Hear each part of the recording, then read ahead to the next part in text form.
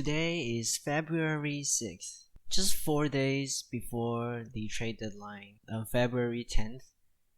And today Woj announced a big bomb. Woj dropped a big bomb. It's the Cavaliers getting Caris LeVert. LeVert has been a very good player, obviously, for the Pacers, and they are rebuilding. That is why Cleveland actually got him for very little. So the full trade is Cavaliers, they are getting Caris LeVert and a second round pick.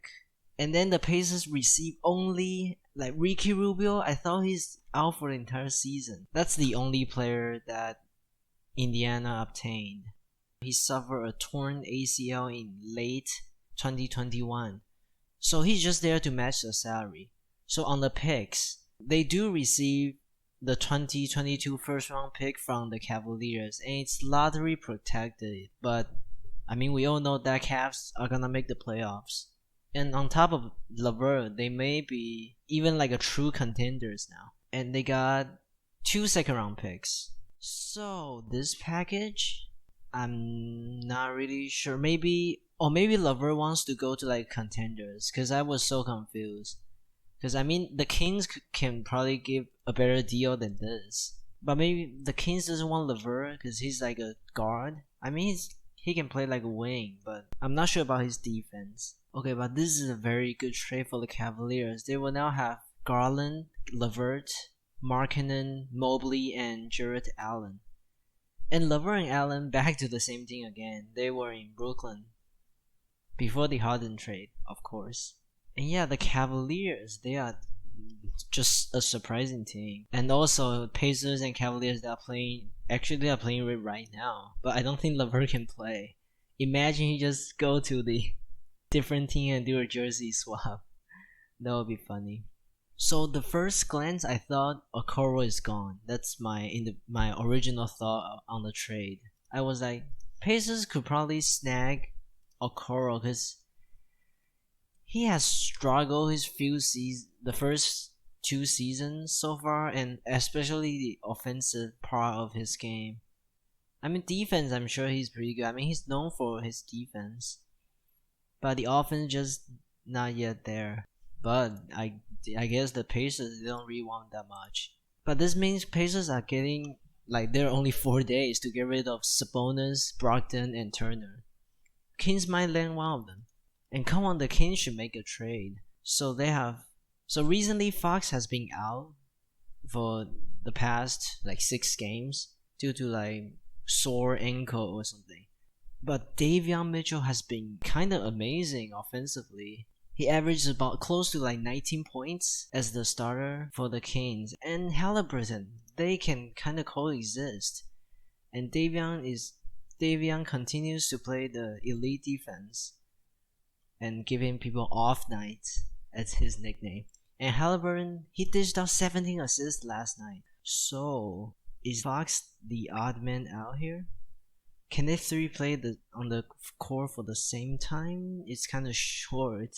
But Monty McNair, the Kings general manager, please make a move. You only got 4 days left. Please.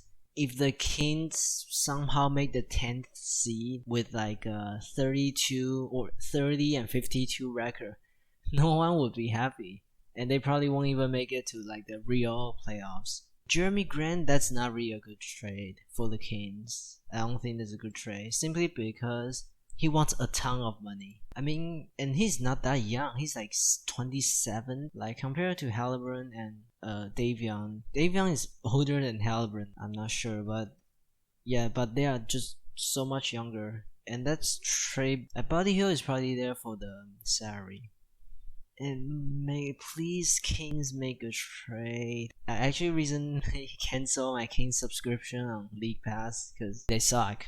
Not gonna lie, they just straight out horrible. They started the season with 5-4, and now they are oof. They beat the Thunder, but a team that wants to lose, so nothing to be happy over. And it's so funny, the NBA post 4 game highlights, and the thumbnail has Shai Gilgeous-Alexander and De'Aaron Fox, best players on both teams, and yet they didn't even play the game. So this even shows NBA didn't even care about this game. They didn't even bother to check the box score. And Harrison Barnes actually played pretty well recently. Maybe that boosts his trade value. So Kings GM, please make a move. I'm begging. It's okay to miss another playoffs if we can really get like a better future. It's crazy how this thing has been like missed the playoffs for the last 15 years and they're still miserable, not gonna lie. Kings are the worst team in the NBA that actually try to win because they are not that young. They have Holmes is 28, Barnes is like close to 30. They have veteran on the team. They are not like teams like Thunder who played like 19-year-old like Josh Giddey, and Poguzevsky is like also young as heck. And then Fox is like 25. That's crazy. Like 2017 is 5 years ago. That's actually insane. Oh wait, Fox is only 24, but maybe the reason why Fox like he didn't play recent games is because the Kings want to keep him healthy, so we can trade him away. Like literally tomorrow that could happen, or next second. Woj or Shams gonna drop a bomb. And oh yeah, recently, I believe the Knicks they had expressed interest in De'Aaron Fox, and the only person that makes sense, well not the only, but someone that makes sense is Julius Randle. I mean, this trade for Knicks, I don't think it will work. Because the Kings would say no. I mean, Randle is Randle that much better? I mean, he's an all-star. He's a proven all-star. Fox is not yet there, but he could literally get there. He just have a weird season. And Fox is like 3 years younger than Julius Randle. And Randle's efficiency is not much better than Fox, actually. And he's not the best defender. He can grab rebounds. I mean, he was a great three-point shooter last season when he was an all-star, but this season he's shooting 31%. Okay, I'm saying that it's not like Fox is shooting only like 25, but I don't think Randle will work.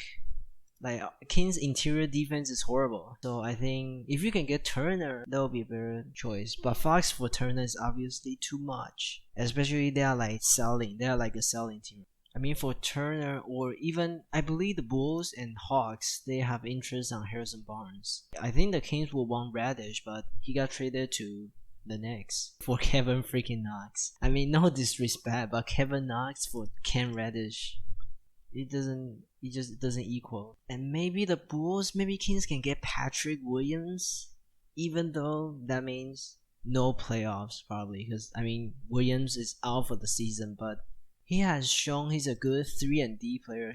He has a great potential to be one of like very good 3-and-D players. And the Kings, they don't really have a good wing that can like that's like versatile. I mean, Barnes is good offensively. His defense is mediocre, and just get rid of freaking Buddy Hield. He can literally shoot 20% for 10 games and score 30 points for 1 game. This Kings team is still kind of hard to figure out, but there are some bright spots, and they are obviously Halliburton and Davion Mitchell. Halliburton has shown to be one of the best, maybe top 10 passer, and Davion Mitchell has shown flashes of amazing potential right now. Because if you don't watch the Kings game, you'll see, oh, his number is alright. It's like 10. I mean, he averaged about like 41% from the field, 30% from 3. That's not that amazing. But if you watch the Kings game, you know he's kind of good at creating separations. He's like between the legs, crossover, and step back. They look pretty filthy. And it recently shows because he's actually hitting shots. But before that, he wasn't hitting those. Like the shot, like the separation he created was very clear, but he just couldn't convert. If he can like improve his shooting, like maybe next season he can be like a 45% field goal, 45% shooter, and maybe 35% from 3. Yeah, and in the end, I think the Kings, they will make NBA history. They will miss the playoffs once again for the 16th consecutive years. And that will be history. They are currently tied with the Clippers for the longest playoff draw.